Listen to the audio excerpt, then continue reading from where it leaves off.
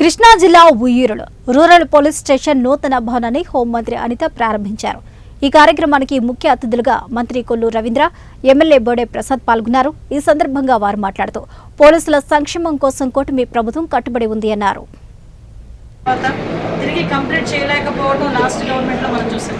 తిరిగి కంపల్సరీగా ఈ ఉయ్యూరు రూరల్ పోలీస్ స్టేషన్ రావాలి, ఎందుకంటే పాత భవనాల్లో వాళ్ళు ఉంటున్నారనే ఉద్దేశంతో ఈరోజు ఎమ్మెల్యే గారు చొరవ తీసుకొని మళ్ళీ కొంతమంది దాతలు ముందుకు వస్తే ఆ దాతల ద్వారా ఈరోజు సుమారుగా ఈ పోలీస్ స్టేషన్ కంప్లీట్ చేసేసారు. ఇక పోలీస్ స్టేషన్ కంప్లీట్ అయిన తర్వాత ఈరోజు ప్రారంభోత్సవం వచ్చిన తర్వాత ఈ స్టేషన్ని చూస్తే నిజంగా దగ్గర 2 కోట్ల పైన అవ్వాల్సిన కన్స్ట్రక్షన్ కూడా 1,30,00,000తోని మంచి నాణ్యత కలిగిన పోలీస్ స్టేషన్ కన్స్ట్రక్ట్ చేయడం కూడా చాలా శుభనామం కింద భావించాలి. దీనికి ముందుకు వచ్చిన దాతలందరికీ కూడా ప్రత్యేకంగా ధన్యవాదాలు తెలియజేసుకుంటున్నాం. గవర్నమెంట్ తరఫున, అదేవిధంగా పోలీస్ డిపార్ట్మెంట్ తరఫున దీనికి చొరవ తీసుకున్న మన ఎస్పీ గంగాధర్ గారికి, అదేవిధంగా మన డిఐజీ అశోక్ కుమార్ గారికి, డిపార్ట్మెంట్ వాళ్ళందరికీ కూడా ధన్యవాదాలు తెలియజేసుకుంటున్నాం.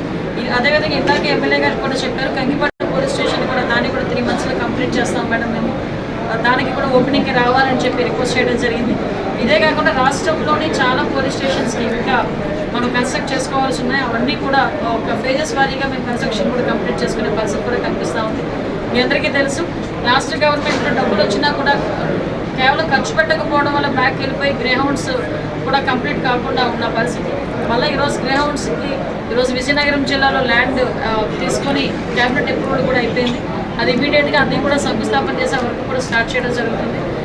గ్రేహౌండ్స్కి అదేవిధంగా అప్పాకి 2 కూడా సెంట్రల్ గవర్నమెంట్ 100% మనకి ఫండ్ ఇచ్చినా కూడా లాస్ట్ గవర్నమెంట్ చేయలేకపోయారు. మళ్ళీ ఈరోజు అప్పాకి కూడా నూసివీడి దగ్గర ఒక స్థలం కూడా కేటాయించుకోవడం జరిగింది.